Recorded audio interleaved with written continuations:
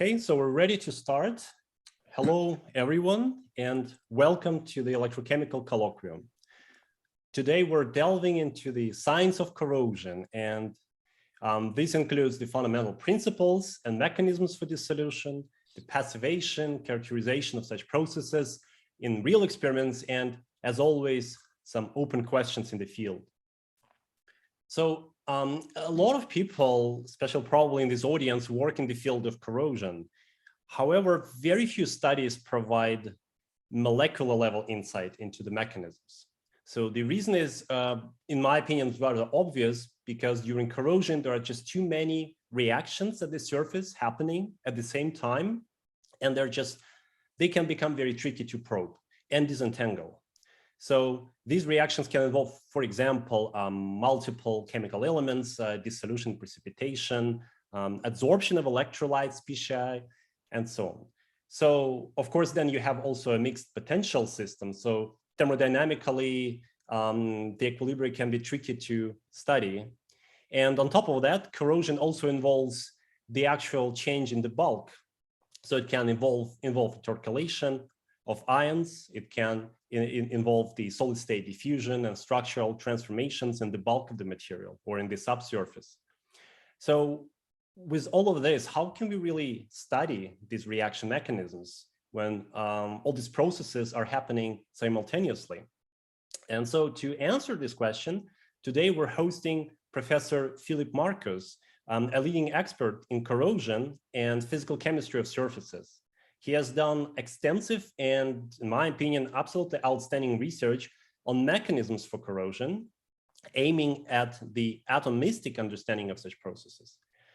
Philippe received his PhD in 1979 from Pierre and Marie Curie University in Paris. And then he has been working as a research associate and later as a director at CNRS in France. And then since 2019, he's also the head of the Physical Chemistry of Surfaces group at Chimie ParisTech. So Philippe, thank you so much for joining us today. It's a great opportunity for all of us to learn from you about the corrosion and surface science. So now the stage is yours. Well, thank you very much, Andrew, for the kind introduction. And hi, everyone, wherever you are. Hi. It's a pleasure to give this talk today. And with no further ado, let me share my screen.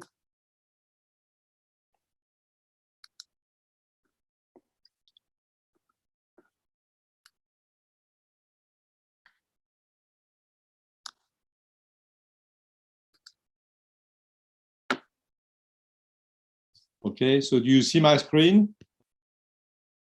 Is it a full screen? Okay, Andrew, I think you are muted, but that's we okay. see it. Sorry, yeah. Okay. Okay.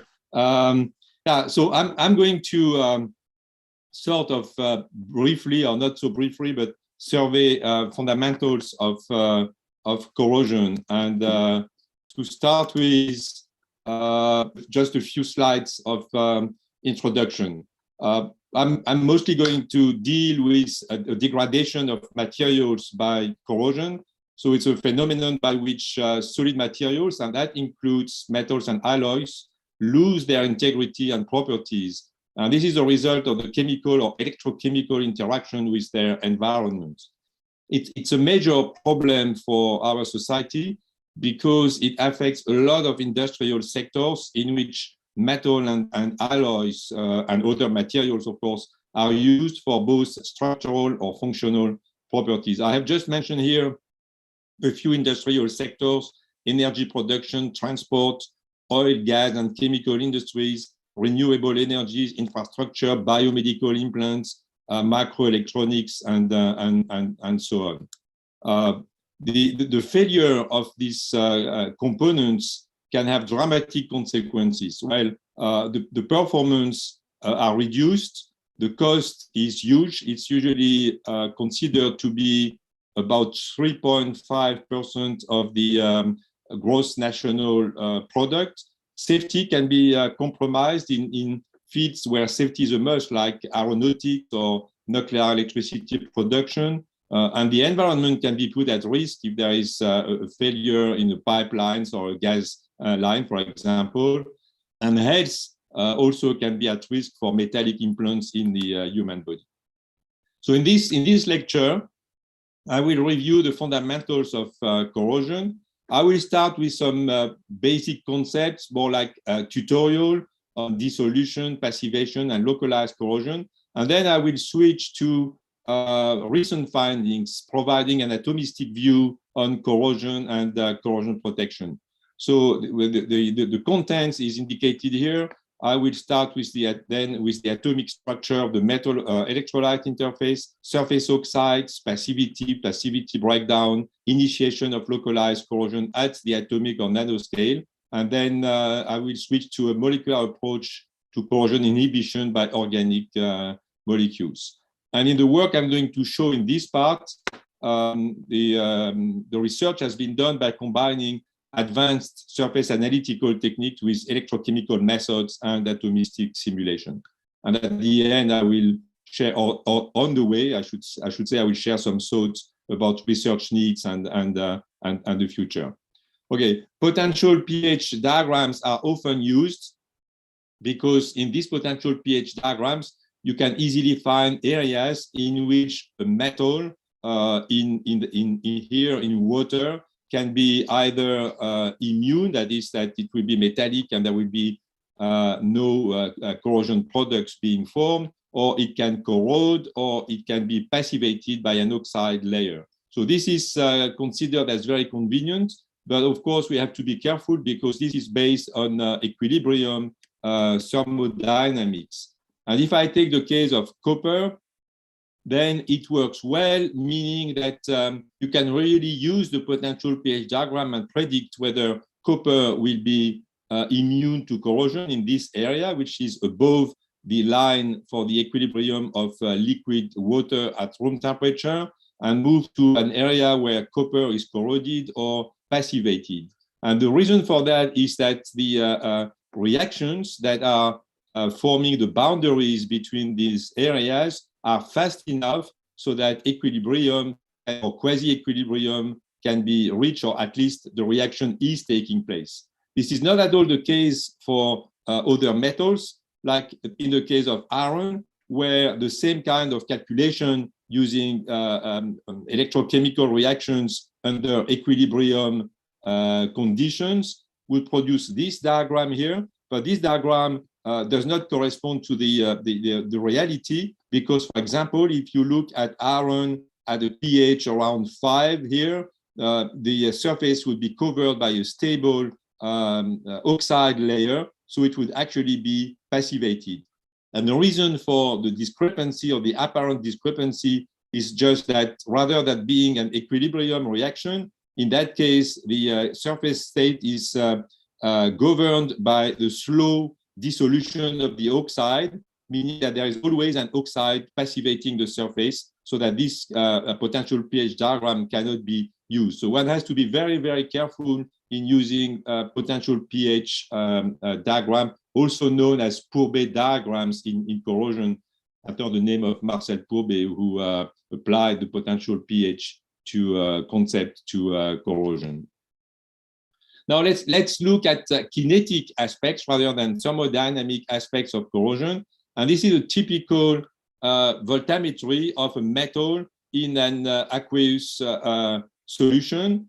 If you start polarizing anodically the sample, starting from a potential here, which is known as the corrosion potential, which is not an equilibrium potential, it's the potential that is naturally taken by the sample in a solution, meaning that the total current is 0, but it's the sum of the cathodic current and then anodic current. I'm not going to talk much about the cathodic reaction in this lecture for time restrictions, but of course the cathodic reaction is very important, as it is always taking place in corrosion, where the cathodic reaction is almost never the reaction of deposition of the metal, but it can be the reduction of protons, the reduction of water, or the reduction of oxygen dissolved in the electrolyte. Now, back to this curve, if you start to polarize analytically the sample, you have an area where there is dissolution. That is that the metal atoms from the surface are going into the solution as ions, and the kinetic can be described by kinetic related to charge transfer, so described by a Butler-Volmer type of equation. But however, above a certain potential, the current drops, and this is where a passive layer is formed. So we have here a transition between a surface that is actively dissolving to a surface that will be protected by a layer of oxide. And there is a wide range of potential called the passive region, in which the metal or the alloy will be protected. And this will be the case up to a potential where we may have transpassive dissolution, or we may have evolving oxygen evolving from the surface due to the oxidation of water. Now, of course, in this area, we are not using so often pure metals, because we want to have materials that will resist corrosion. So we use alloys. And this scheme here is showing what are the main effects that we look for when we add an alloying element to a base metal. Like, for example, we start with iron, but we want to make a corrosion-resistant alloy. So we will add a number of alloying elements. And the effects are listed here. Number one that you see here would be to broaden the passive region. Typically, this would be obtained if you start with iron by adding chromium to the metal and making stainless steels. It's also important to lower the current here, the dissolution current in the active region. The third point is to decrease the current, the remaining current in the passive range, because if you want to use a material for a very long time, like, for example, if you want to store nuclear waste, you are talking about hundreds, thousands of years. So even if the material is well passivated, you want also to reduce the residual dissolution current in the passive states. And finally, there's another aspect that I will go into details a little more later, which is that there may also be a localized corrosion taking place, that is in the area where the metal is normally passive. And if there are aggressive species like chlorides, they will induce localized attack of the passive film. And this is localized corrosion. This is often referred to as pitting, because it will form small pits inside the protective layer, and then it will attack the metal. And also, it's very important to add alloying elements that will be able to displace the initiation of this reaction to higher potentials. And this would typically be the case for molybdenum in stainless steels. Okay, now let's move to corrosion mechanisms. And by corrosion mechanisms, I mean, how can we understand the reactions that are taking place at the surface, as corrosion is typically a process where the surface takes place, where the reaction takes place at the surface. And of course, to look at this, we need high resolution tools to do that. In what I'm going to show now, we have developed, together with a few other labs in the world, a surface science approach to look at this phenomena. So the data that I'm going to review now are based on the application of advanced surface analytical techniques combined with electrochemical measurements, and in many cases complemented by DFT modeling.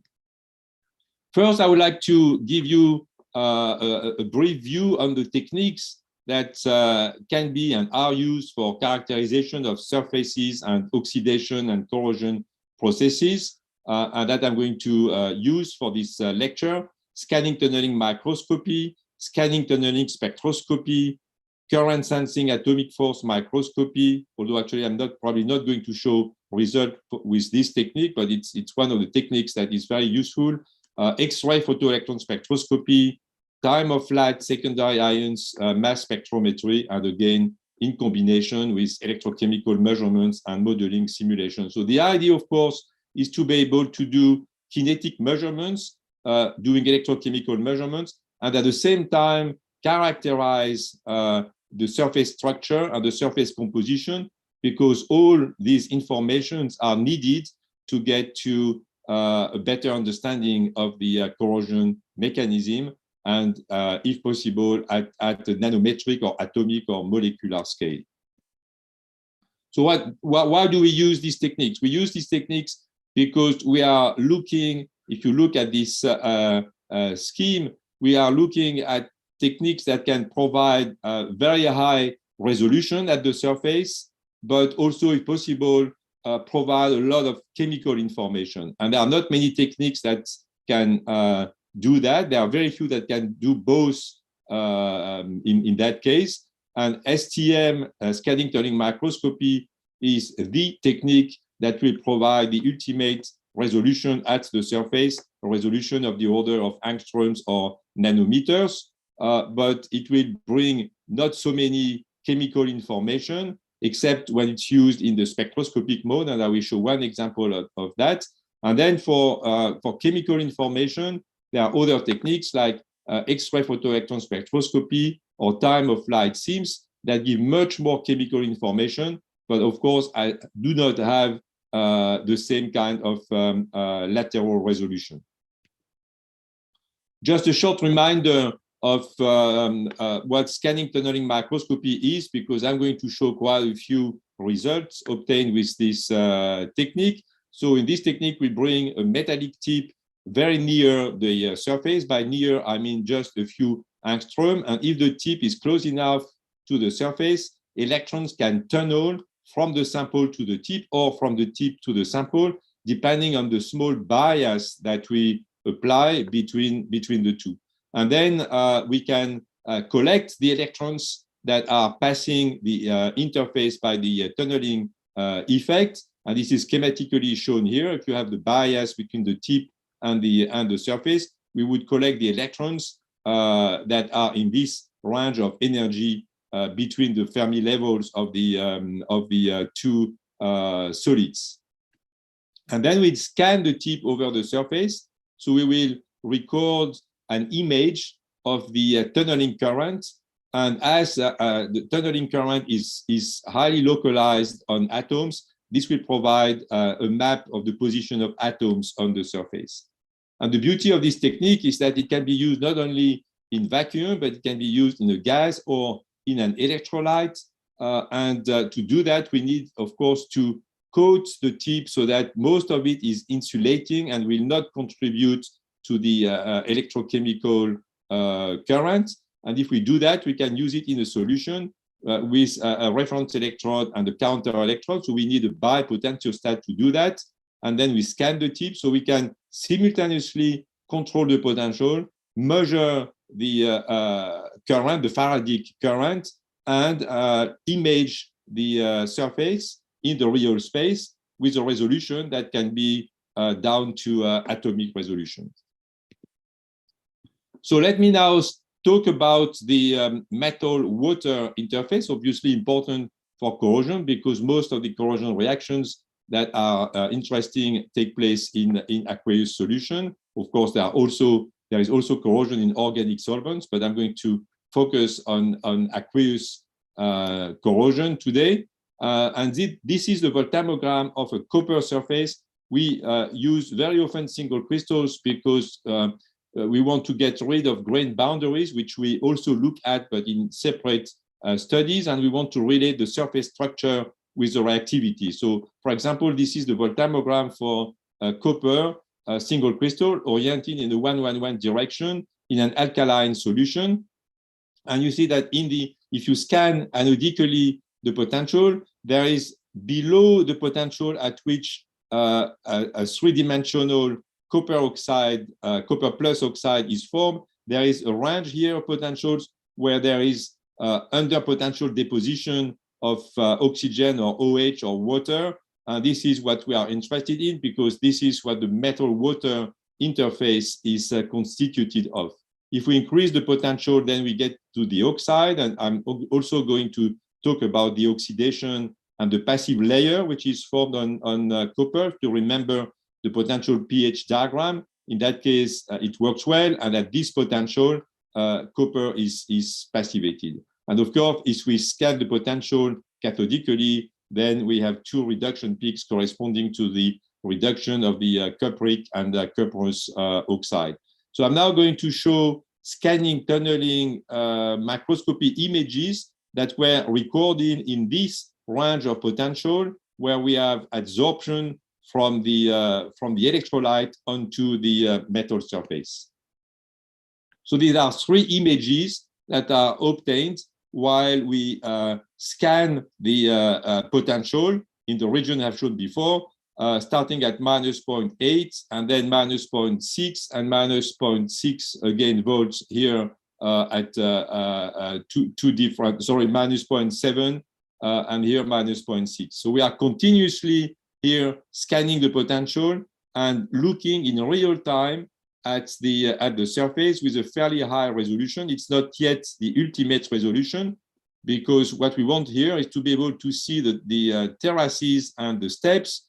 And you can see that at low potential, you can see these frizzy atomic steps, which indicates that there is a fairly high mobility of the copper atoms that can leave the step edge and move near the step edge.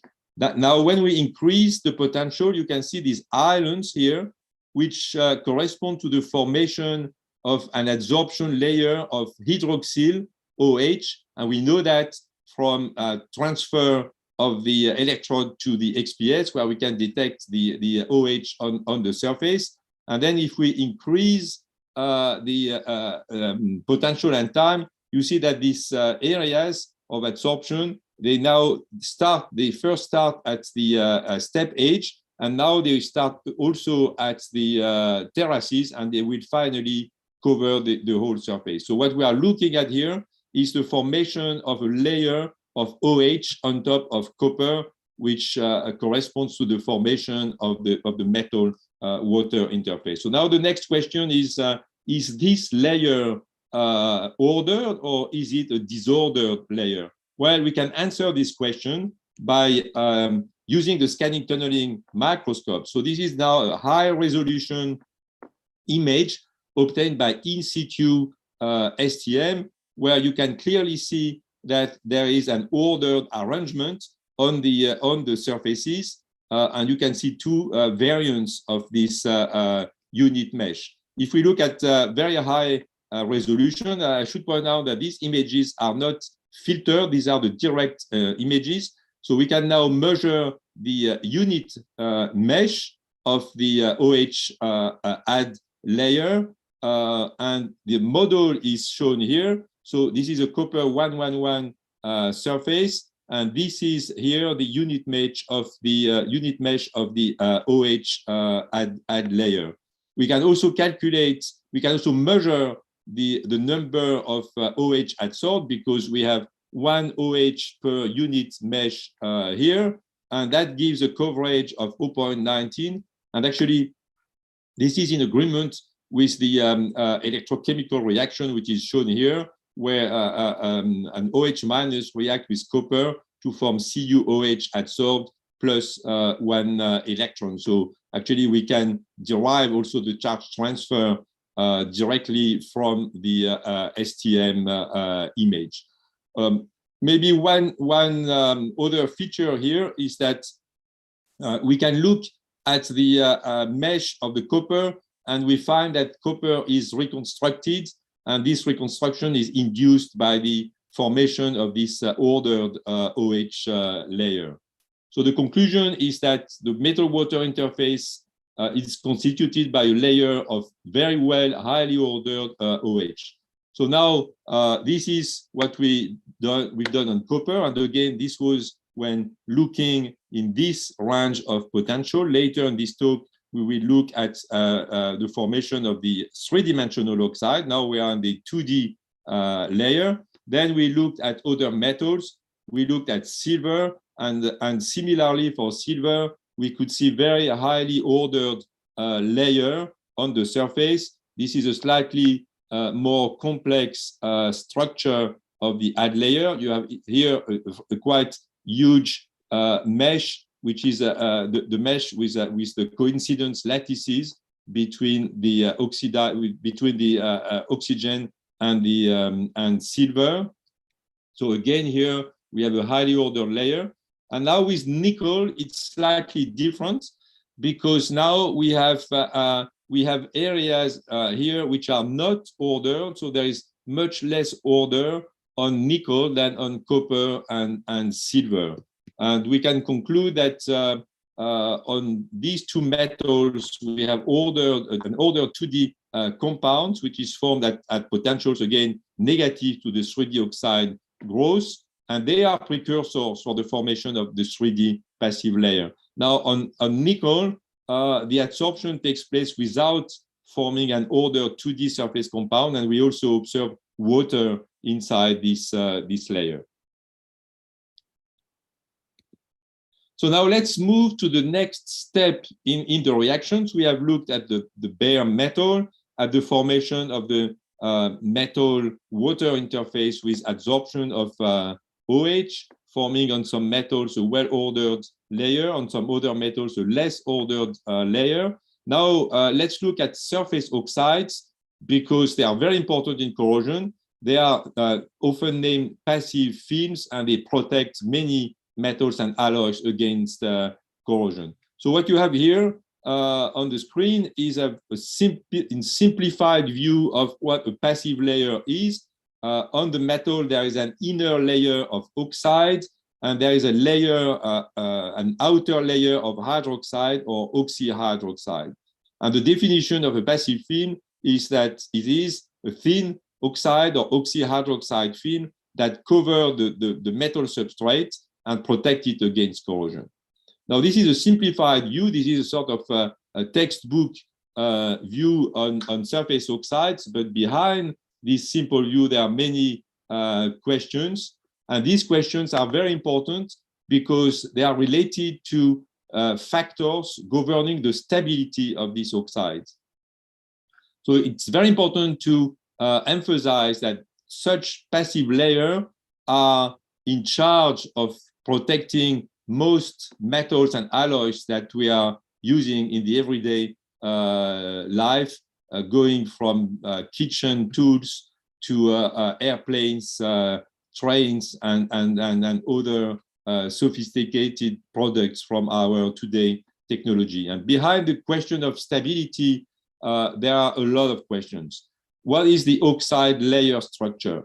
What is the structure of the hydroxylated layer? What is the interface structure? Sorry. The effect of potential and time on such structures. What are the mechanisms of ion transport? What is the nature of defects in these oxides? What is the role of alloy elements? What are the electronic properties, and are there special local electronic properties? And last but not least, where are the localized corrosion initiation sites that we still observe in most cases? I'm not going to cover all these topics. I just wanted to show that there are still quite a few topics for fundamental research, and I'm going to cover now a few of them. So let's look at the passive film. For example, the passive film formed on nickel, and the question here is the passive layer amorphous or is it crystalline?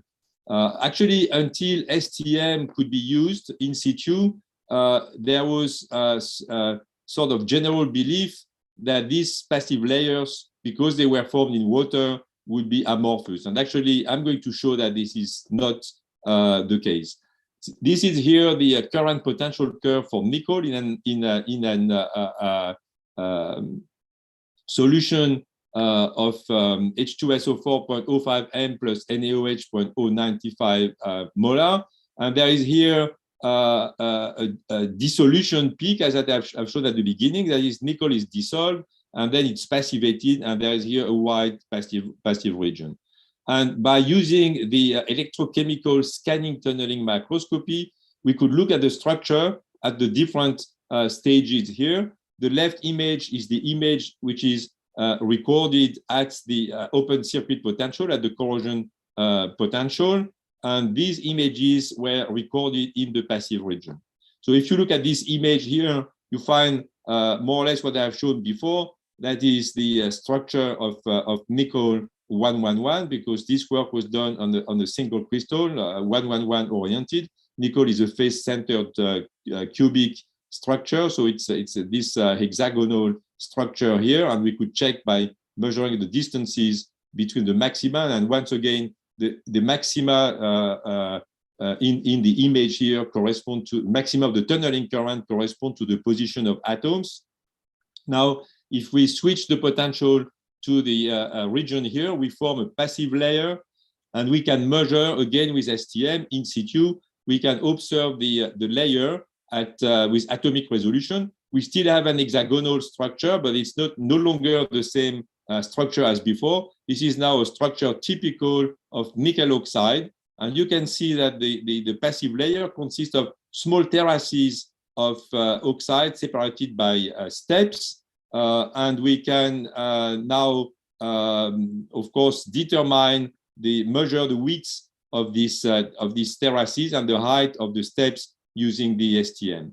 Now, if we change the bias conditions for the tip, then we can look at the outer layer. This is the inner barrier layer, the one that is in contact with the metal, and it's clearly highly crystalline nickel oxide growing in the 111 direction. Whereas if we look at the extreme surface, we have this disordered layer indicating that the nickel hydroxide layer, we know it's nickel hydroxide from XPS, is not ordered. So let's look at some other metals. We've looked also at copper. So this is the same voltammogram as the one I have shown before when I discussed the interface between the metal and the electrolyte. But now we are moving in the Cu2O region, and the image that you have here was obtained after passing these peaks at the potential, which would be just at the end of this peak in the voltammogram when we have completed the layer of Cu2O. And you see this in situ STM image, again recorded at the same time as we polarize the sample.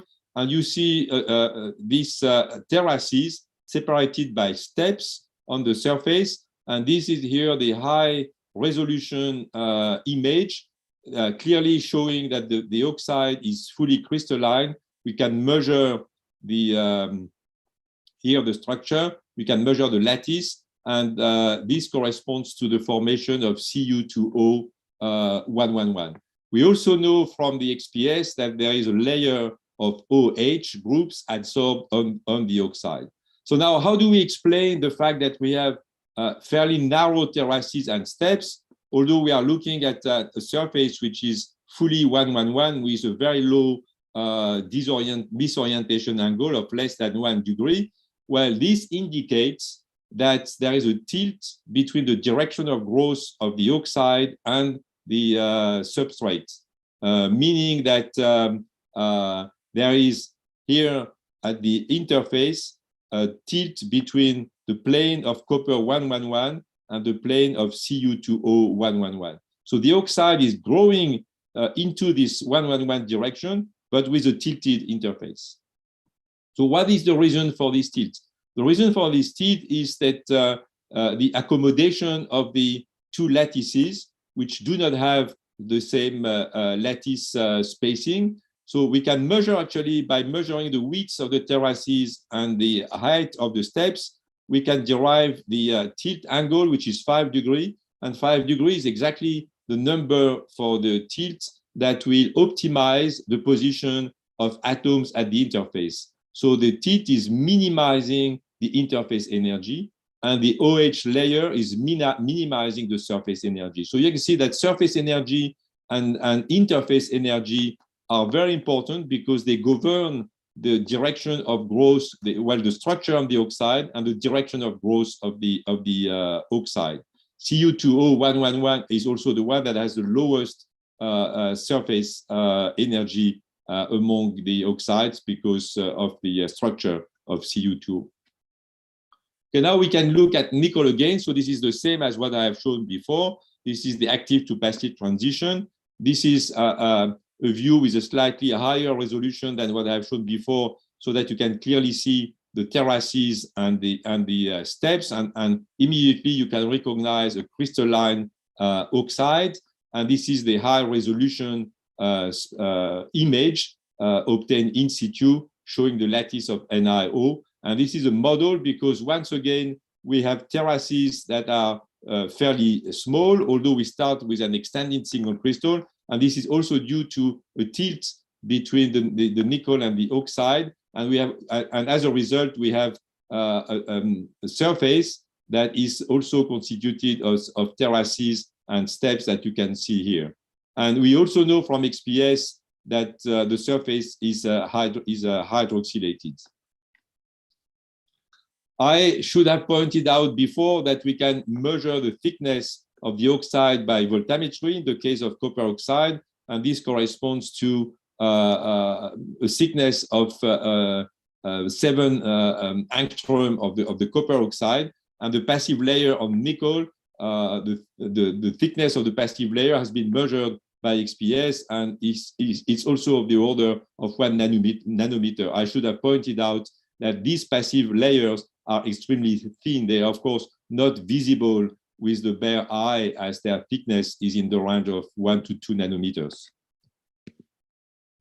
And finally, chromium. So similarly, this is the voltammogram from chromium in sulfuric acid solution. This is the in situ STM, and again, highly crystalline structure. We can measure the structure by looking at the unit mesh, and this corresponds to the model, or this model corresponds to this image. This is the basal plane of CR2O3, so it's the 111 plane of CR2O3. So in all three cases, there is hydroxylation of the surface. So what are the general conclusions here? The conclusion is that passive films are crystalline, and crystallinity, although I'm not showing the result here, but crystallinity is actually favored by increasing the potential and by increasing the time of passivation. And we could show that this is related to the fact that at the beginning, there is a little more hydroxide and water in the layer. And if you increase the potential and the polarization time, there is a deprotonation and formation of an anhydrous oxide barrier at the interface. The other point is that I have shown epitaxial growth on the metal surface, copper 111, Cu2O 111 on copper 111, and similarly for nickel and chromium, slightly different on chromium because chromium is a body-centered structure. And the tilt angle, which is there to minimize or allows minimization of the interface energy. And the surface in all three cases is hydroxylated, and that means also that minimization of surface energy is a key factor in the growth of these oxides. So we have now a fairly full and detailed understanding of passive layers on different metals, but of course we also need data on alloys, because for engineering materials, we will use alloys rather than pure metals.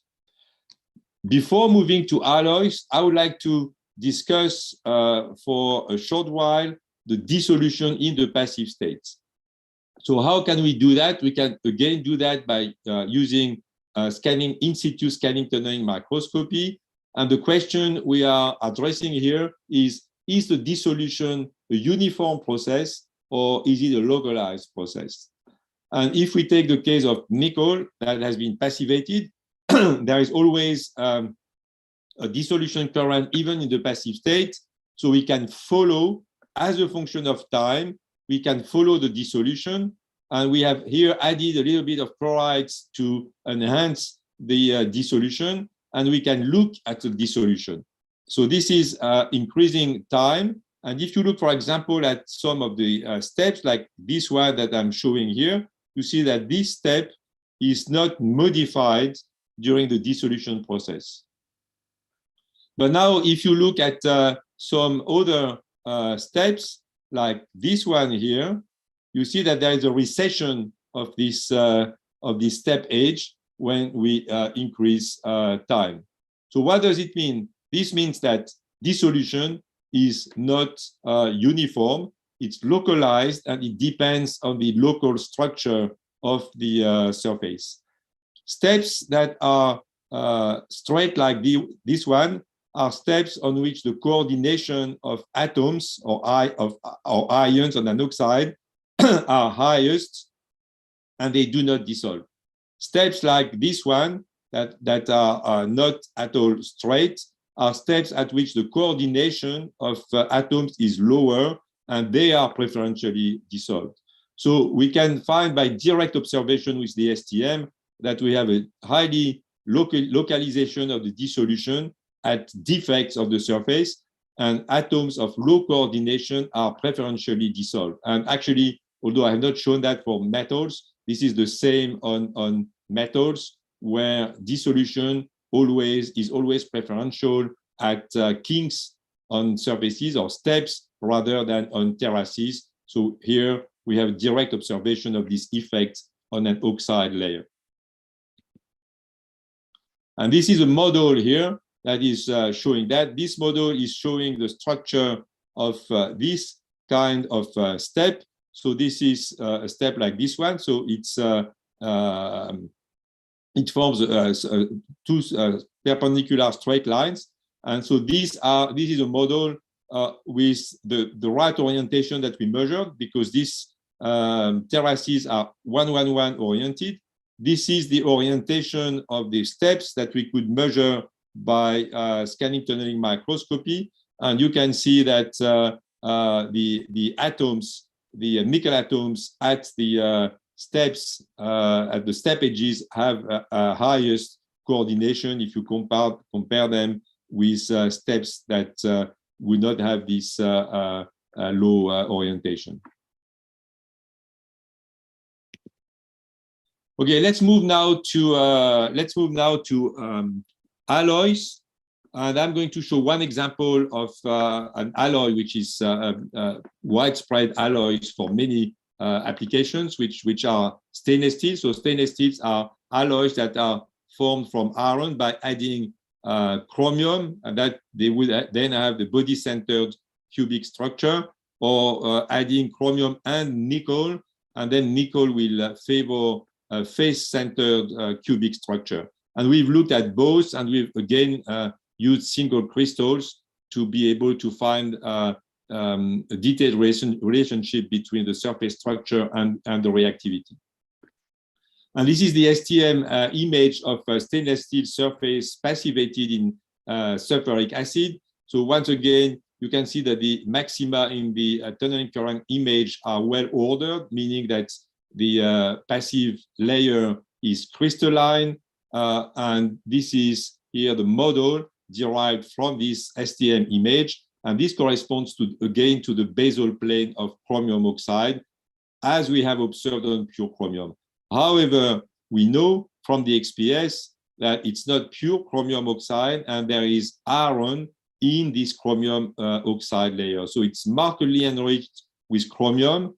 XPS is telling us that the enrichment, although we start with 18 or up to 22% chromium, we can have as much as 50 or up to 70% chromium in the passive oxide layer. And the reason for that is that there is a selective dissolution of iron that brings the chromium enrichment at the surface. However, we never reach a pure chromium oxide layer, and there is always some iron in the structure.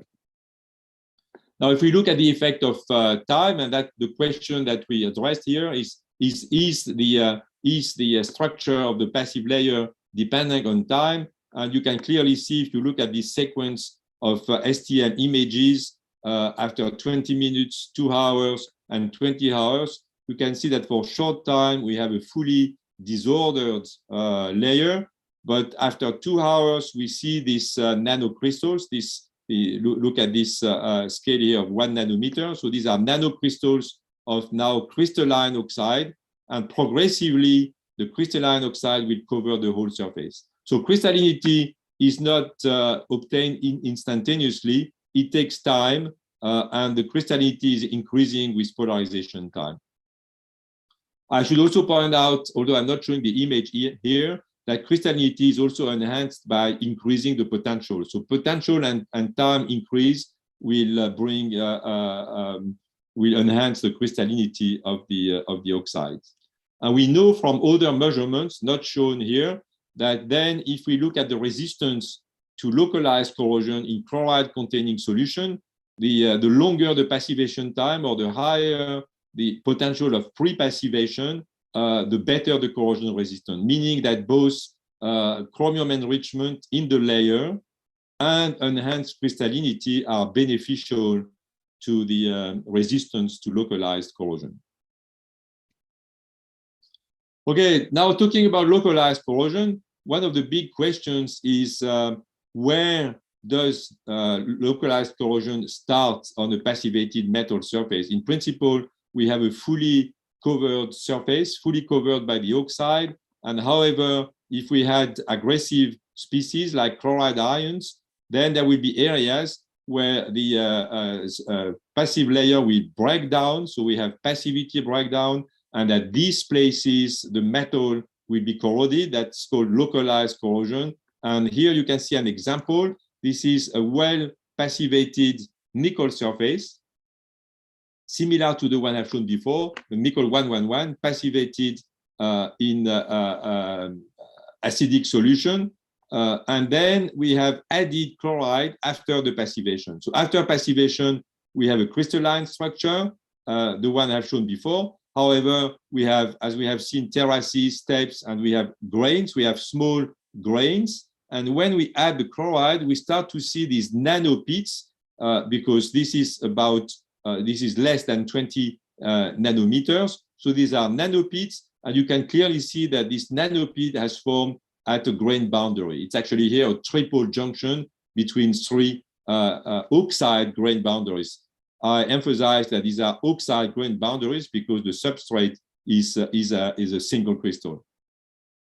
So pit initiation on a metal, on a well-passivated metal, is localized at intergranular boundaries of the passive oxide layer. So how can we understand this? Well, to understand that, we started a detailed study of the electronic structure, thinking that there might be differences between the electronic structure of the oxide on grains as compared to a grain boundary.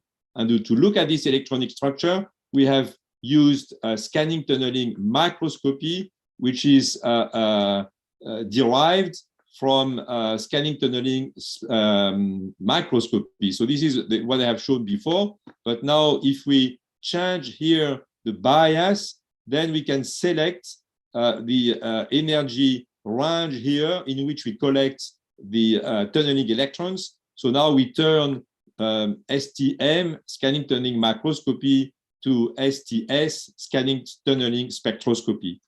And we can scan the tip over the surface, so we can make local measurements of the electronic structure, local measurements of the density of states, and we can look at grains, and we can look at grain boundaries.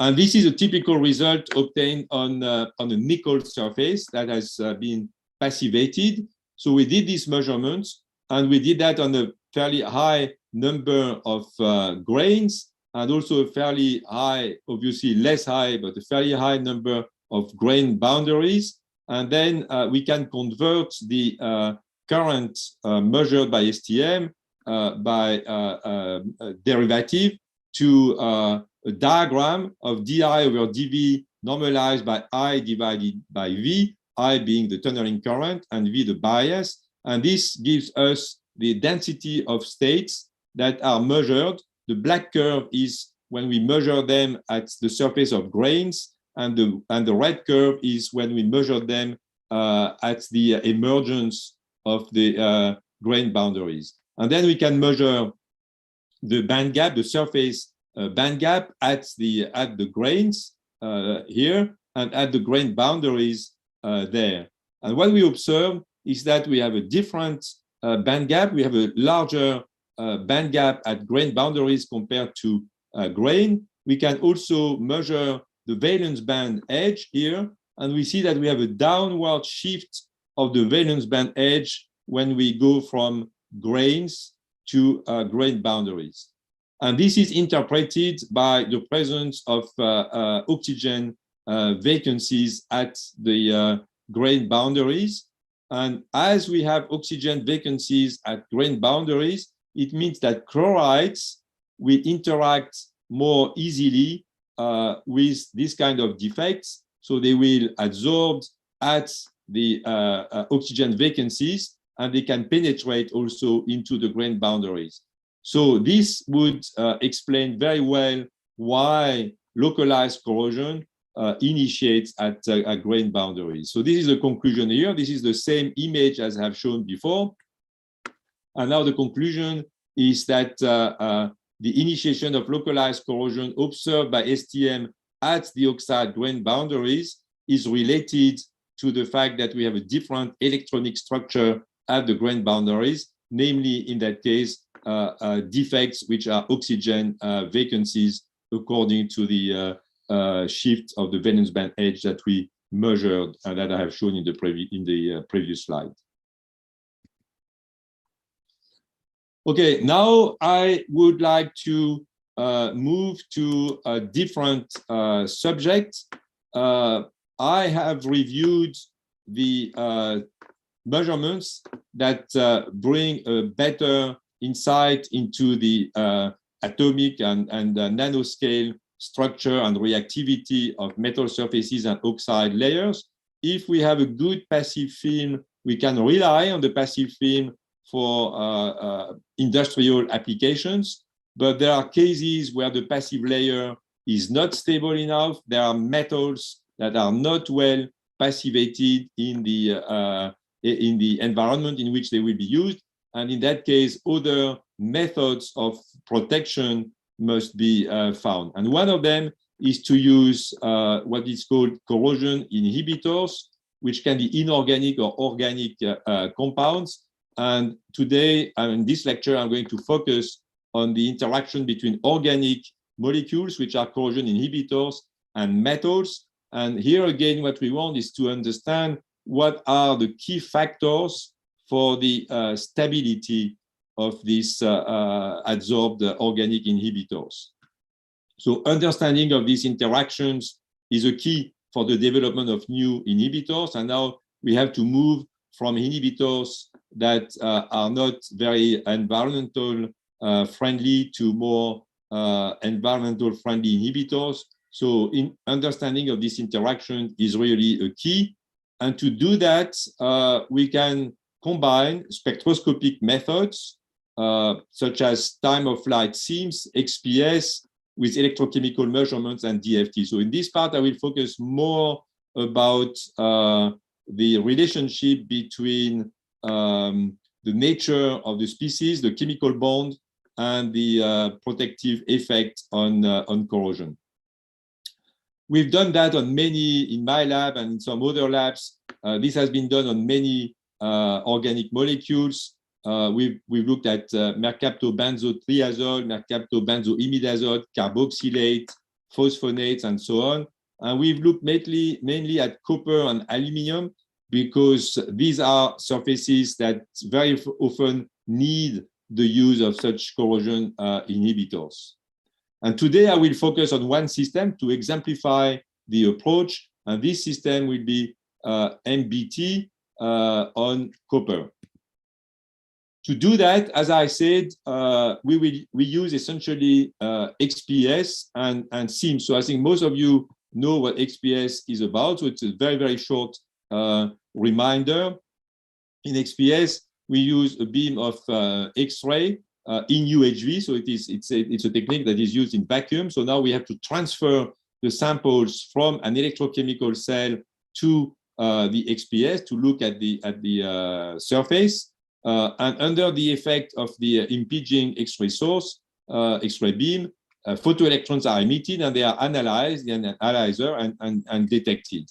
And by analyzing the energy of the electrons and counting the electrons, we can derive the nature of the atom emitting the electrons. we can determine its chemical environment, and we can determine its concentration if we have a proper calibration. And this can be done on systems consisting of an organic molecule layer, which what we are interested in here, usually on top of an oxide or hydroxide, but not passivating enough. That's the reason for using the organic molecules on a metal.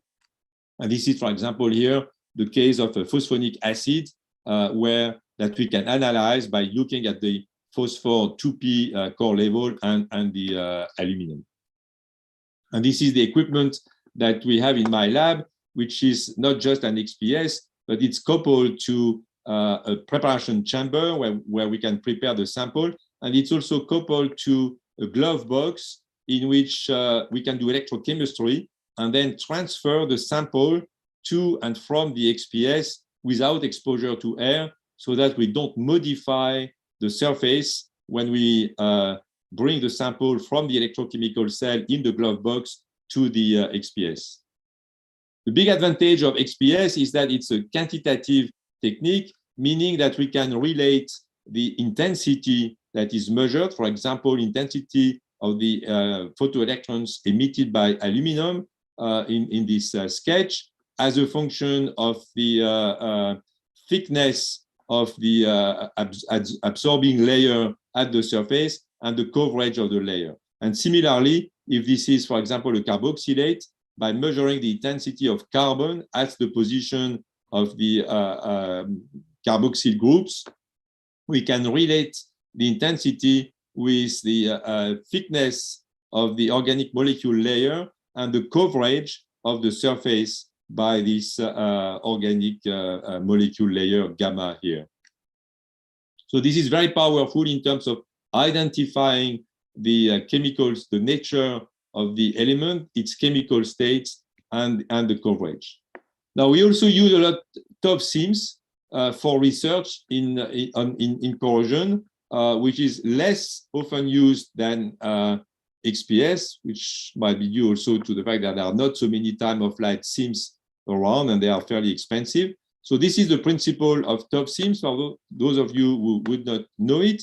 Now we use a beam of primary ions, which can be gallium or bismuth, and in our case, we use bismuth ions. Under the effect of these primary ions, ions from the surface called secondary ions are emitted, and they are analyzed in the time-of-flight analyzer. And the advantage of the time-of-flight analyzer is that as we detect the ions as a function of the time of flight, and the time of flight is relating to the mass of the ion, we can detect all the elements of the periodic table in such experiment, and it can be done with a very high yield of ions. This can be used in different modes. It can be used in just surface spectroscopy by looking at the mass spectrum. It can be used also as imaging, as we can scan the primary ion beam on the surface. And it can also be used in an in-depth profiling mode if we have a second ion gun to sputter away the layer. What I should add is that, of course, to do time-of-flight spectroscopy, it means we have to use a very, very short time for the primary beam. So we have to use a pulsed ion beam. And then, of course, we repeat the pulses. So after each pulse of ion, we analyze the secondary ions and then we repeat that so that we will increase the signal-to-noise ratio. Now, as I said, if we have a second ion gun, then we can use this gun, which is here a cesium gun, to sputter away what we have already analyzed. So we can now make in-depth profiles. And this is the equipment we have in my lab, where again, we have not only the time of flight SIMS, but also preparation chamber, and also behind here a glove box that can be used for doing wet chemistry or electrochemistry. So let's now look at the case of copper, which again I'm using to exemplify the kind of work that has been done. First, I have to state that copper is usually covered by surface oxides. If we look at copper in alkaline or neutral medium, it's passivated with a passive layer which is fairly good but not perfect.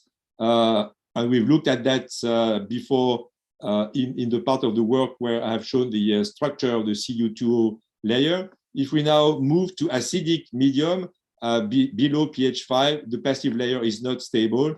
That I have already shown by showing the potential pH diagram for copper. Now, if we add chloride, then the problem with chloride is that it attacks the surface. If there is no oxide, it will attack the metal. And if there is an oxide, it will also attack the oxide because it will form copper chloride, CuCl or CuCl2. So using corrosion inhibitors is very often necessary for copper.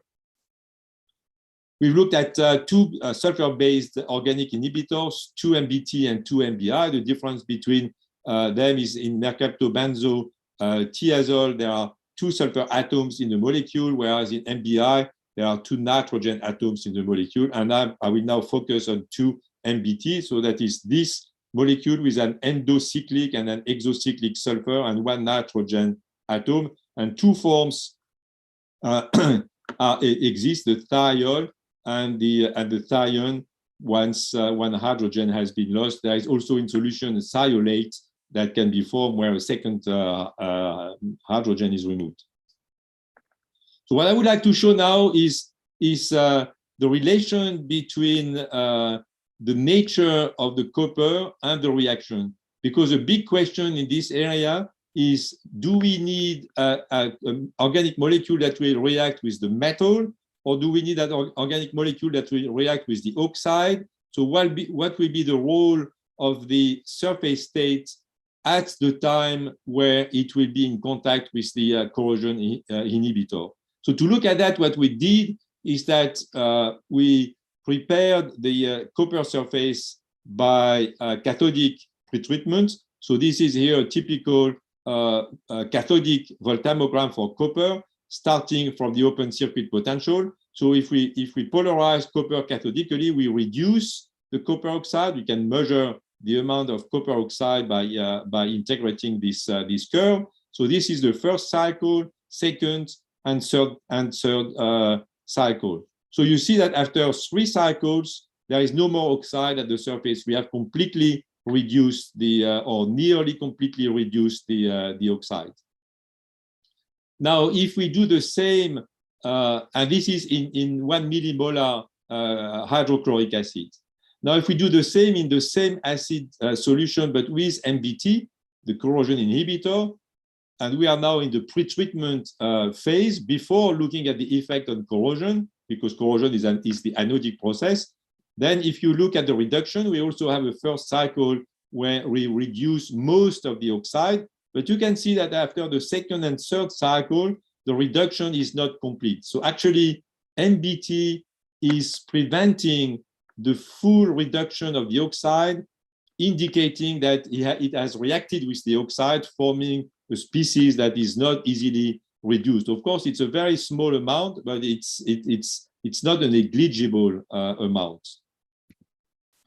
Now let's look at the effect of MBT on corrosion, because we want to know if it's really inhibiting or not. So this is the voltammogram of copper in the hydrochloric acid without inhibitor. So if we polarize anodically, we clearly have dissolution of copper. Copper is corroded. Now, if we do the same with MBT after pretreatment in the presence of MBT, we have a very clear lowering of the current, indicating that MBT is acting as a corrosion inhibitor. But then if we prepare differently, if we do a different pretreatment by reducing the oxide without MBT, then we have an even better corrosion inhibition. And now we have to look at this zoom of this part here. The lower curve is obtained when we pre-treat without MBT and expose for a longer time the surface to MBT. So what does that mean? It means MBT is indeed a good corrosion inhibitor, which we knew already. But what we can see now is that the inhibiting effect is very much related to the nature of the copper surface at the time where the molecule will react with the surface. And we have a better result if the surface is exposed in the metallic state to the inhibitor rather than in the slightly oxidized state. And kinetic is also an issue, is also a factor.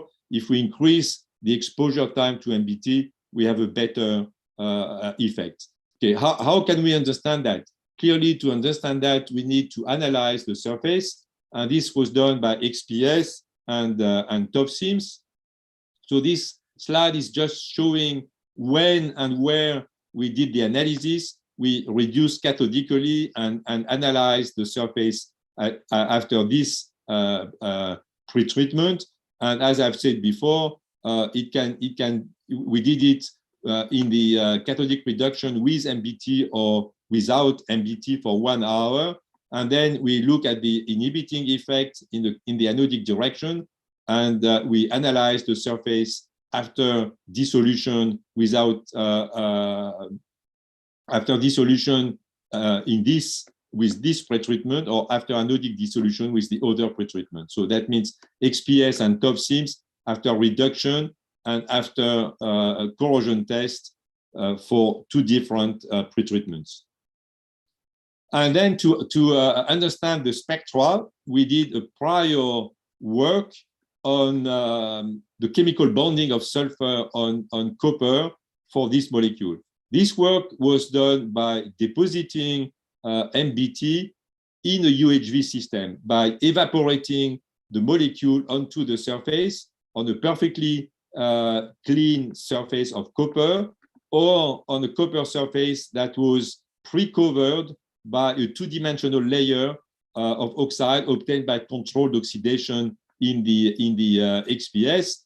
And the last, the third one here is obtained on a real copper oxide of the type that would be formed in solution. And these are the sketch corresponding to the XPS data. So if you look at the sulfur core level, 2P, it's a doublet, 2p3 half and 2p1 half, and there are 3 doublets here.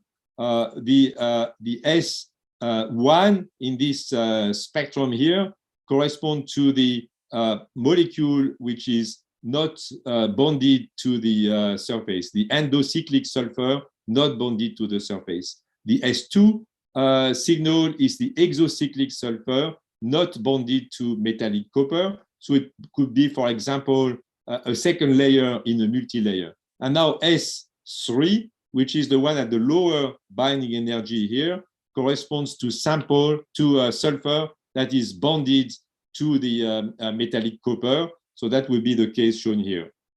There is also some sulfur, atomic sulfur bonded to the copper has the same binding energy, and there is a small decomposition of the molecule that may also give rise to the presence of atomic sulfur bonded to the surface that would give the same binding energy.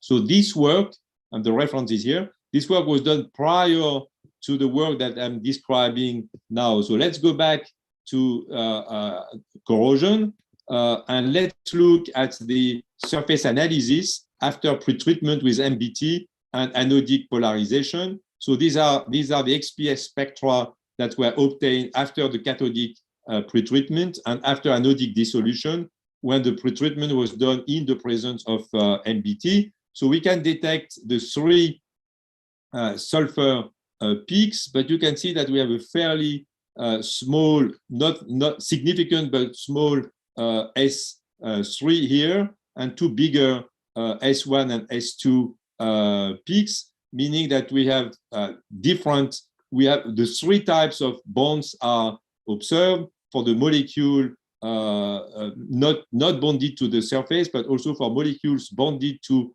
either the oxide, the residual oxide, or the metallic copper.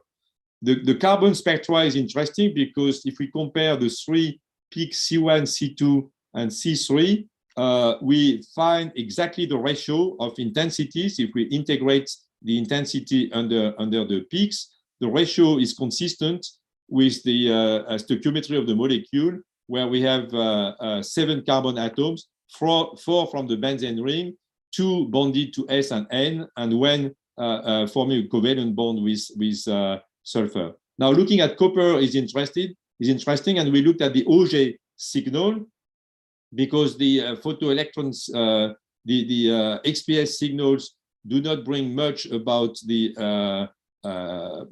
copper oxide.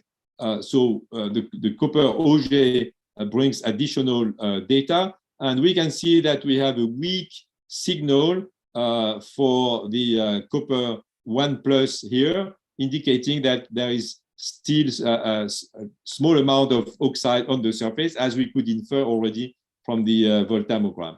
Now, if we look at what happens after the anodic polarization, we have actually an increase in S3, meaning that some of the oxide remaining on the surface has been removed, which you can expect in acidic solution, giving more sulfur bonds to the surface. And similarly, there is less copper oxide, indicating the dissolution of copper in the acidic solution. Okay, I'm not going into too many details on that slide because time is running, but this is a similar kind of measurements done by changing the pretreatment, by doing the pretreatment without MBT and then exposing to MBT for 1 hour. And if you remember, this is the case that is producing the best inhibition. And indeed, if you look at the, I will focus on the S2P spectrum after anodic dissolution, and that's where we observe the highest amount of S3 signal, that is the one that originating from the chemical bond of sulfur to copper, a covalent bond of sulfur, the exocyclic sulfur with the copper surface. So that shows that this is the chemical bond that will provide the best inhibiting effects. Okay, now we also did some top seams here. So this is the mass spectrum obtained after exposing the copper surface in aqueous solution with MBT.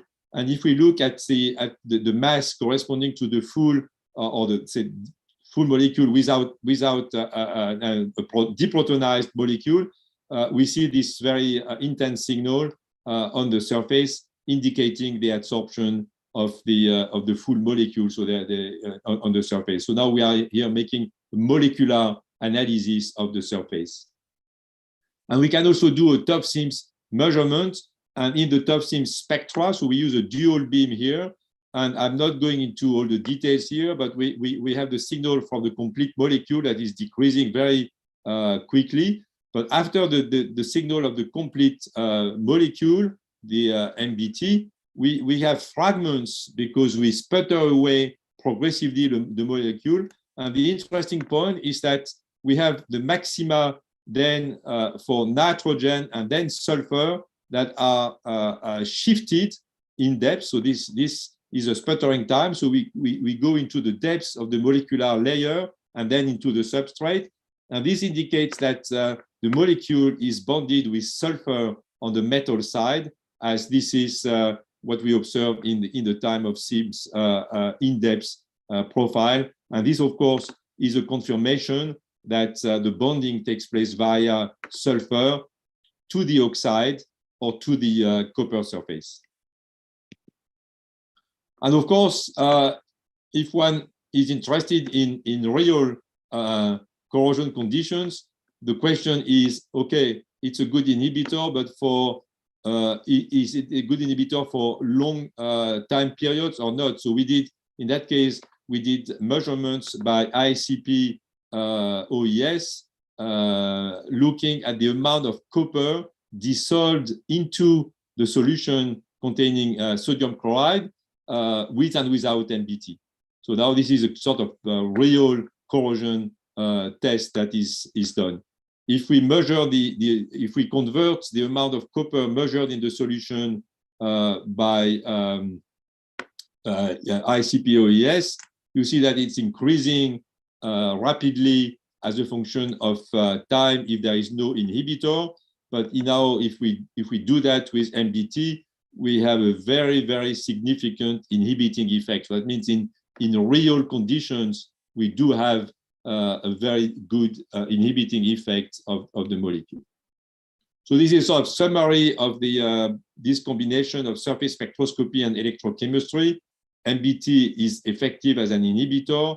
The cathodic pretreatment without MBT gives a less defective organic layer and more protective, increasing the time, increasing also the protective effect. And the MBT layer bonds to copper with sulfur atoms and not with the nitrogen atoms. And sulfur bonds to both the copper metal surface and copper oxides. And of course, the amount of each bond will depend on the coverage of oxides on the surface, which is very sensitive to the pretreatment.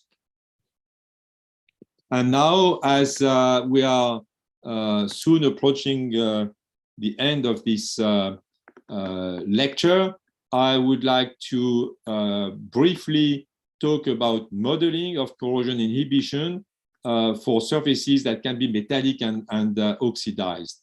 So in this work, the fundamental question is if passivity breakdown occurs. So let's say we start with a well-passivated surface, and for any reason, it can be mechanical, it can be chemical, there will be a local breakdown of passivity. How can an organic molecule protect the surface against corrosion of this partially depassivated surface? It would have to bind to the oxide, to the depassivated surface, so to the metal. And also there is the question of the periphery of the uncovered surface, the edges and walls of the oxide. How can this be achieved, this study? Well, density functional theory is a good way to look at that, because looking at this by experimental methods is difficult. We did look at the metal, we did look at the oxide, but it's very hard to look at just a slightly depassivated surface. Although in what I have shown before, we were able to produce areas that were oxidized and areas that were not oxidized, but we didn't have, in that case, a high resolution structural measurements. So in this modeling, what we do is we do a model of the copper surface. The model is entirely based on the STM that I have shown at the beginning. So we have a copper 111 surface. We know it's covered by a Cu2O 111, so we can model the layer of Cu2O 111. And then we produce these areas that are depassivated on the surface. So that would model conditions where locally the surface would be depassivated. Of course, because we use periodic DFT, we will have here depassivated areas that will be periodic. But if they are far away from each other, there will be no interaction between them. And then we absorb the MBT, and we have studied separately the absorption of MBT on the pure copper surface, on the copper oxide surface. And what we did here is that now we looked at how this layer can be formed and how can it be accommodated by this depassivated area. Knowing that at the oxide edges, we have these low coordinated copper and oxygen sites. And we have seen before this lecture that low coordinated metal atoms or ions will be more easily corroded. And that's why inhibiting the reaction at the edges here is important. And there are references here on this work. And to make a long story short, this is a sort of summary of what we observe. So if we compare the bare surface which are the model I showed before, with depassivated area and copper oxide. And then we adsorb the MBT, and we optimize the adsorb layer. And we see that we do form a dense monolayer over the whole surface. And then we can look at the adsorption at the oxide edges, which is shown here. So this is the MBT molecule with the nitrogen and the 2 sulfur atoms. And this is here an oxide edge here. And we can look at the energetic, at the structure and the energetic of the adsorption. So what we see is that we have a dense monolayer form with a density of 3.27 mole per square nanometer. We do observe the sulfur-copper bonds at the oxide edge and at the metal, which agrees very well with what I have shown before using XPS. And we also observe here a bond between the nitrogen of the molecule and the OH of the hydroxy groups that are on top of the oxide. And then we can derive an average energy of adsorption, which is minus 2.73 eV per molecule.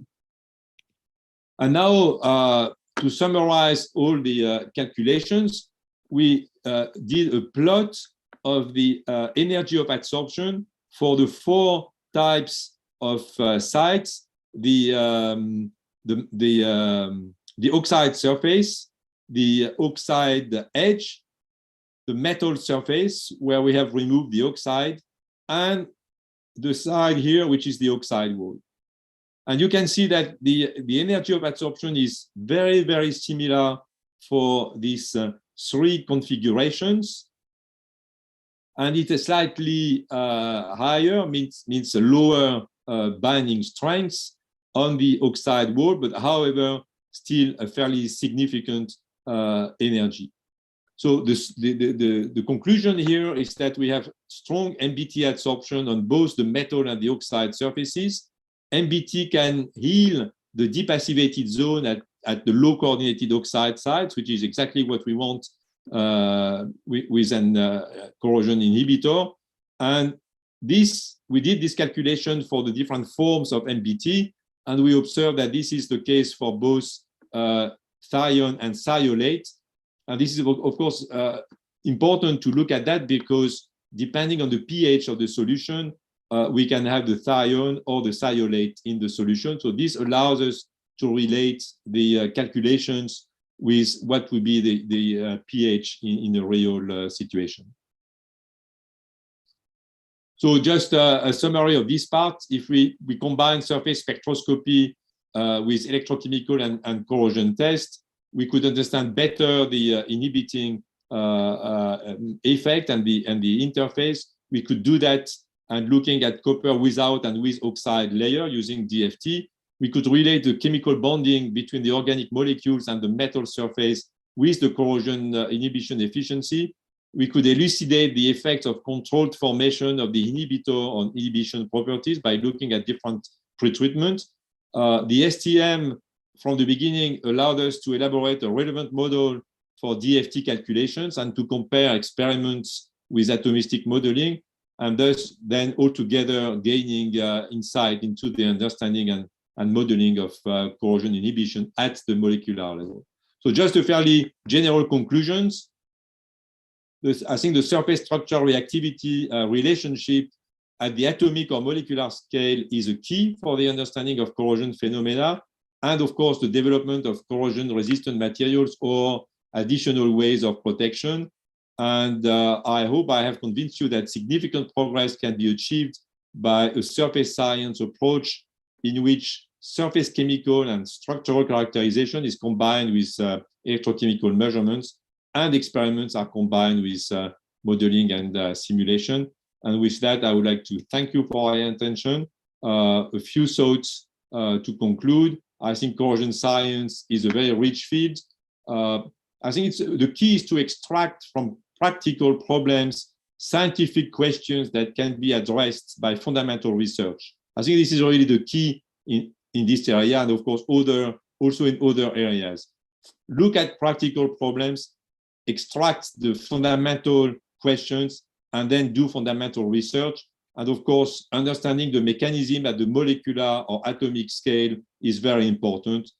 In this field, as in other fields, we need new ideas, and novel techniques, of course, are always needed, and one has to look for them permanently.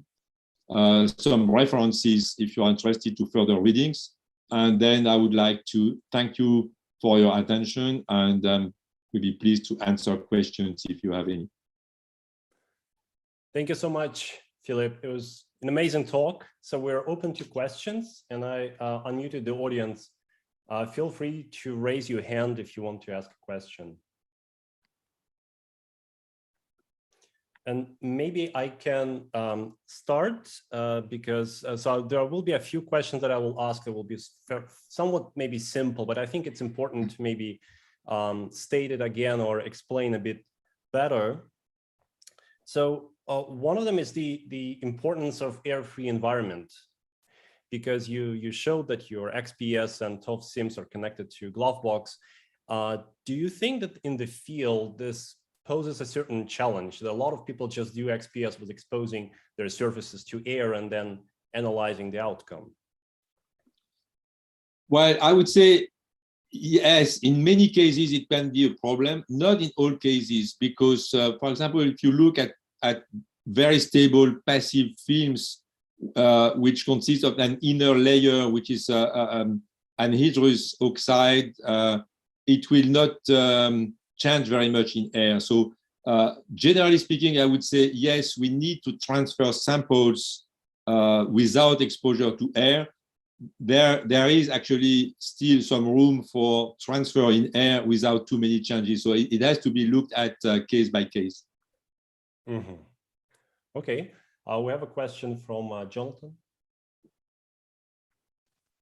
Hi, thank you for your talk, really nice. I might have missed it. I was really interested with the corrosion inhibition effect. And does it work in a wide range of pH? Like, I don't know if I missed it, but can you go like to acid and alkaline, or it just... Yeah, well, actually, with the that's the result with the MBT, is that we looked actually at different pH, both experimentally and by modeling different forms of MBT, because depending on the pH, the MBT will be in the thion or in the thiolate, where you have a deprotonation.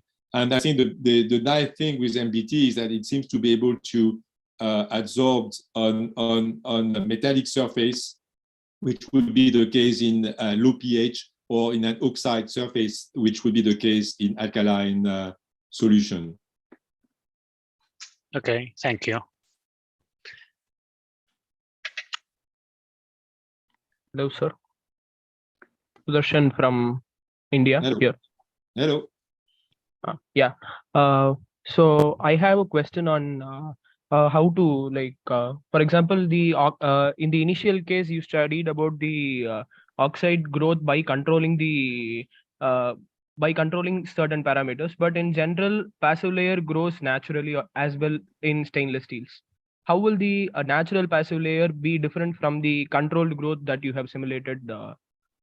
Well, it's a good question. We also looked at the passive layer formed at open circuit potential, and even at open circuit potential, you already have a bilayer structure with an inner layer which is essentially oxide, and an outer layer which is essentially hydroxide. But however, the deprotonation of the inner oxide is less extended at the passivation at the open circuit potential. So roughly speaking, we have the same composition and structure, but we may have a lower chromium enrichment and also a lower extent of crystallinity, which means that the passive layer will not be as good as the one you obtain by passivation at a higher potential. Which is very interesting, because in terms of applications, it opens the way to optimization of passive films. Thank you, sir. Thank you. Well, and thank you for attending at this time, because if you are in India, it must be late for you. It's around 10 here. Wolfgang, do you have a question? Yes, I do. Nice and very thought-provoking talk, Philippe. Thank you. You know that in battery research, there's much talk about the solid electrolyte interface. Can this be thought of as a sort of passivating layers? And could some of the ideas and concepts that you and your colleagues have developed, could they be used for the solid electrolyte interface, which is so popular in battery research? Yeah, actually, I'm glad that you asked the question, because I would say in terms of the kind of approach that I have shown today, the same approach can be used for the solid electrolyte interface. And actually, in my lab, there is a small group looking at SEI. And of course, the fact that we have this system, of course, for SEI, if you look at lithium-ion batteries, you must absolutely have a transfer without exposure to air. And so we used our system to look at that, because we can transfer samples even in the lithiated states. We can transfer the sample and analyze it in the XPS without further reaction. So in terms of experimental approach, it can be directly translated to research on solid electrolyte interface. Now, in terms of concepts, there is, of course, there are similarities, but there are also differences. I think the solid electrolyte interface is even more complex than the passive film. People also often believe that corrosion is more complex than batteries, but it's not the case from my experience. The solid electrolyte interface is probably more complex even than passive layer. But yeah, many concepts can be transposed. But of course, in most cases, the requirements in terms of ionic conductivity or electron conductivity would be different for a battery. So that's of course a major difference. Okay, thank you. Maybe I can ask also a follow-up question. Philippe, have you ever tried to do STM on these SEIs? You said that you already did some research on this, or would you see that it could be possible? Yeah, initiation stages when it's still not super insulating. Yes, actually, we have done that. It's very challenging, because you have to have the STM or the AFM in the glove box. You know, I've shown the equipment in the XPS. There is a glove box. Actually, we do have an electrochemical cell for corrosion, but we can also do battery research. It's in non-aqueous solvent, so it's very good, because we can do that, and we can have an oxygen-free and water-free environment in the glove box. And we also install an STM and or AFM in the glove box. Of course, you have to use the gloves to do the STM or the AFM, so it's difficult. But we have done that.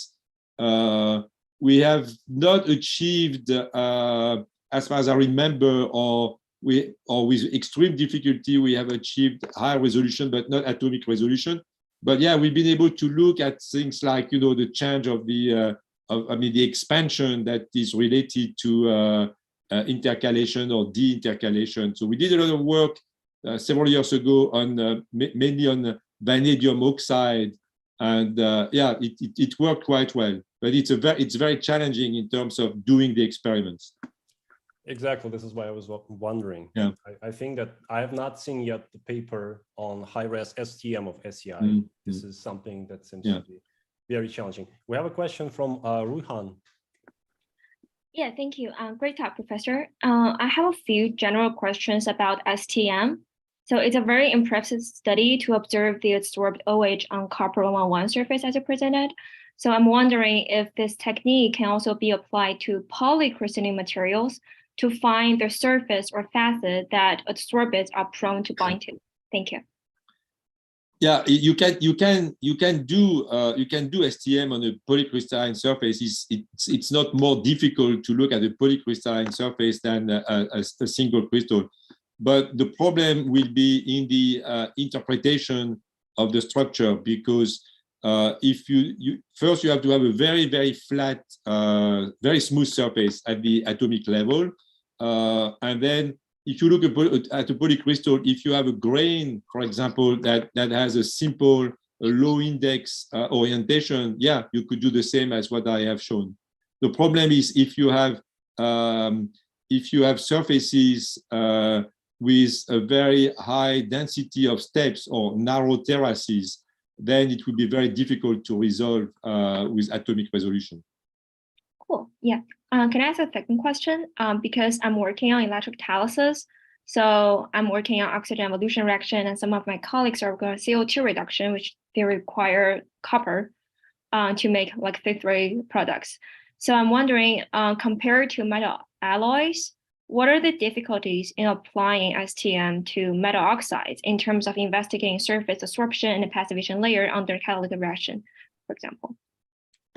Well, I think the major, we've looked at both metals and oxides. Of course, with STM, you have to have electrons tunneling in or out. So if you have a very thin layer of oxide, even if of semiconducting oxide, then you can still do STM. Very often, you may have electrons tunneling directly from the substrate metal to the tip, and you would observe the surface structure of the oxide.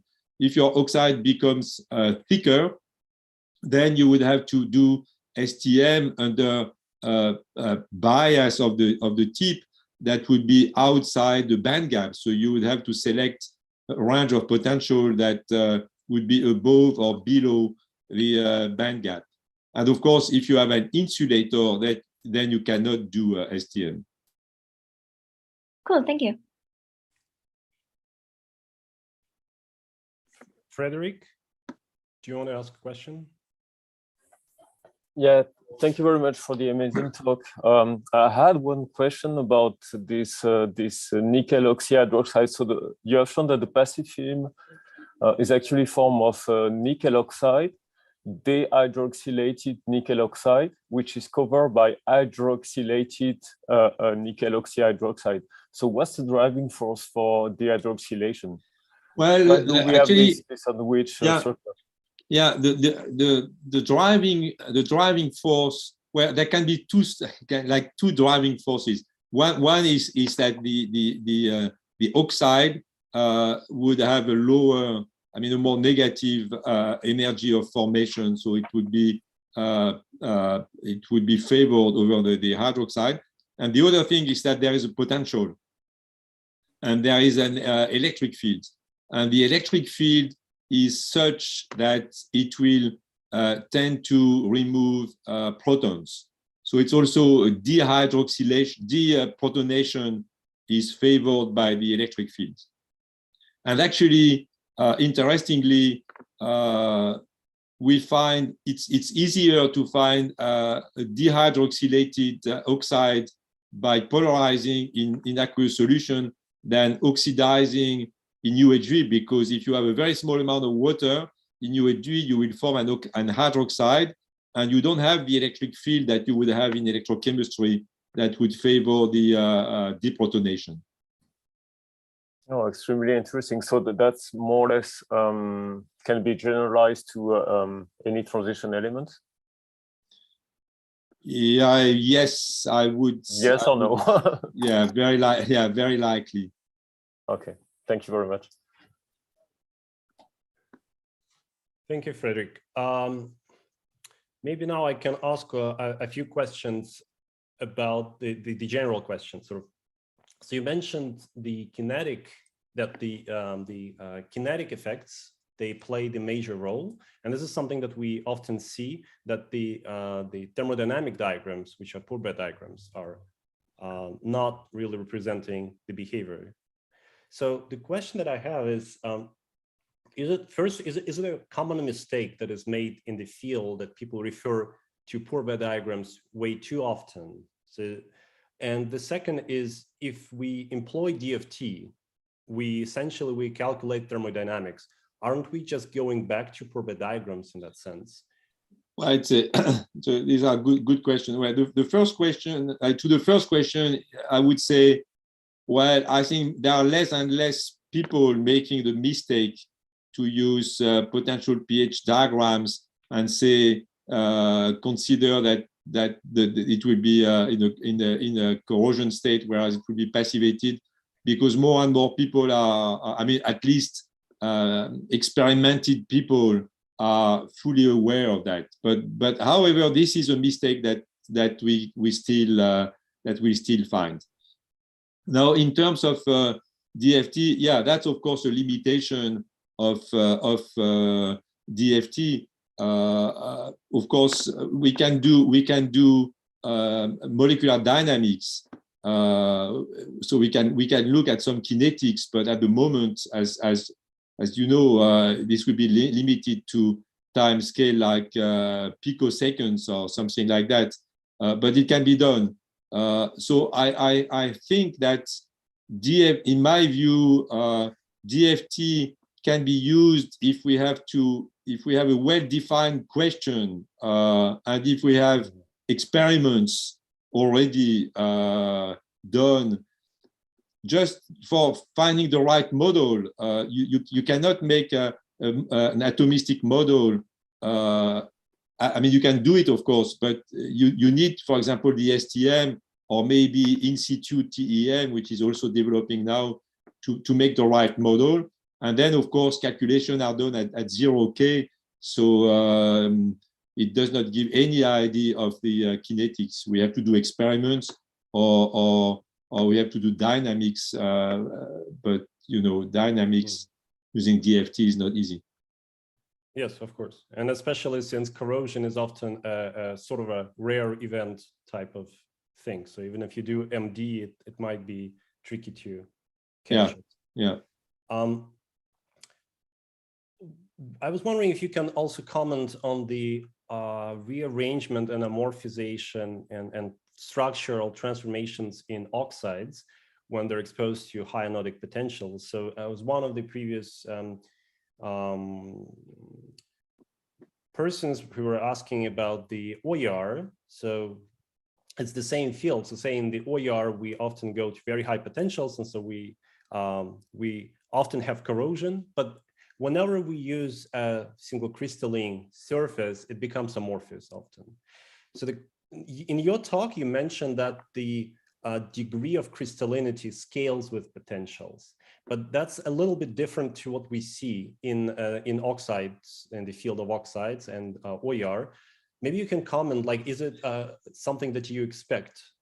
Yeah, well, yes. First, let me say that in corrosion science, we are not so interested. We are not so interested in high potentials, because then you move from the passive region to the what we call the transpassive region, and there, of course, the layer is modified, and that's of course an area where it becomes less protective, because we know that the current increases, and usually the current starts to increase even before you get the OER. So that means that there is what we call transpassive dissolution. That is that you sort of degrade the layer so that the dissolution current increases, and then if you increase further the potential, you have the oxygen evolution reaction, at least on transition metals. Now, if you talk about valve metals, then it's different, because you don't have this transpassive current. So that people looking at corrosion mechanism have not much studied the transpassivity. And what we have done in my lab, actually, we have not really been looking at that. In addition, if you go to high potential, you start to transform, for example, you start to transform the chromium 3+ into chromium 6+, which is not something you want to do. So I'm not really able to answer your question on the basis of experimental work, because as I said, it has not been done. But however, we know already that yes, there is an increasing current. We know also some people have looked at that. We've done that in a few instances, and then you start to have a thicker layer, and yeah, likely not as well crystalline as what we have shown for the passive region. So there are changes. There are changes of composition and structure. Mm-hmm. I see. But can you maybe, just for the general audience, indicate sort of the driving force for this atomic rearrangements on the surface under electrocatalytic reactions in this transient regime? So is it the adsorbates that get stuck to the metal or to whatever the atoms of the surface, and then they drag the atoms around? So on the atomistic level, is there any way to describe this amorphization? Because it increases the Gibbs free energy, right? So there should be some reason for this. I don't think I can really answer in details your question, because this is not something we have studied. But what I could speculate is that if you increase the potential anyway, you will increase the dissolution. You will increase the driving force for extracting ions from the oxide. So it might be that we increase the density of defects that will then result in the change of the structure. But whether there is a transition between crystalline and amorphous, I don't think it's a sharp transition. I don't believe like a first order transition between the two. So it might be a combination of factors, but I'm not really able to fully answer your question, just because this is not something we have been studying. Yeah, exactly. I think that this is also a good point, that it's an open question. So there are too many open questions. Yeah, it's very good. Another thing is, you mentioned on one of the slides where you discussed hydroxylation of chromium in sulfuric acid, that you have the formation of this hydroxyl species on the surface. But I'm curious why you don't consider the formation of sulfate surface.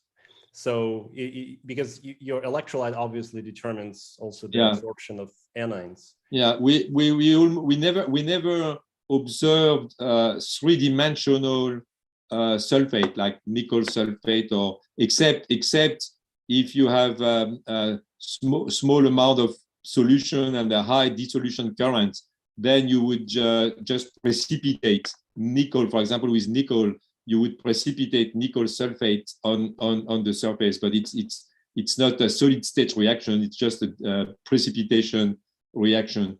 What we do observe, and we have looked at that in details, is that there may be some adsorption of sulfate ions on the surface.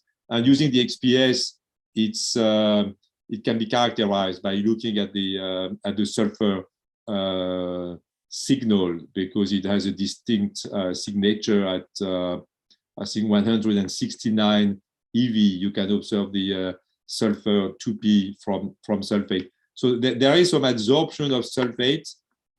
Usually, even this adsorption layer is removed if you rinse the sample, so it's not strongly bonded to the surface. Mm-hmm. Mm-hmm. Okay, interesting. And maybe the last question that I can, I'm curious because you have never shown the impedance result and any sort of impedance data. And I know that in the corrosion field, people use impedance spectroscopy a lot, the electrochemical impedance spectroscopy. What is your opinion about using it to elucidate the mechanisms? Is it just too complicated to fit the right way? No, I think it's a nice technique, and actually we do also use impedance spectroscopy. But in the work we are doing, we are very interested in looking at the atomic or nanometric or molecular scale, which is not something you can do with impedance. We are also interested in looking at defects, in looking at highly localized phenomena, and all this cannot be done with impedance spectroscopy. On the other hand, if you have a very nice passive layer and uniform, well then, if you do impedance spectroscopy, you would, if you use the proper dielectric constant, which by the way needs to have identified the oxide, and you have to use the XPS or diffraction to do that. But if you use the right dielectric constant, you would end up with, for example, a calculation of the thickness that would fit fairly well what we measure by XPS. So I think it's a useful technique. It's also fast, and it's not expensive as compared to this big spectroscopic equipment. So I think it's very useful, but for the kind of work that we are interested in, highly localized phenomena, defects, molecular or atomic view, it's not appropriate. Right, okay. All right, then, thank you so much, Philippe, for this extensive talk and all these questions that you answered. So I think you covered many concepts in this field, and what's most important, I think, is that you demonstrate how this atomistic insight can be gained. So we discussed it, and I hope that the audience, we had a pretty large audience on YouTube this time. The audience will be viewing it more and more later to sort of appreciate the depth. And I think that was, yep. Well, thank you for the invitation, and we'd like to thank the audience also for following this lecture, and for thank those who asked good questions. Yes, absolutely. Everyone is highly appreciated. And maybe I should also mention that in 2 weeks, we will be hosting Michael Parianello. He's a world-leading expert in first principle calculations and in molecular dynamics. I hope that many people from the audience will be there as well. It will be a very different topic, but it will be still quite relevant to electrochemistry. So with this, we're finishing the colloquium. And thank you again, everyone. Thank you, and bye-bye.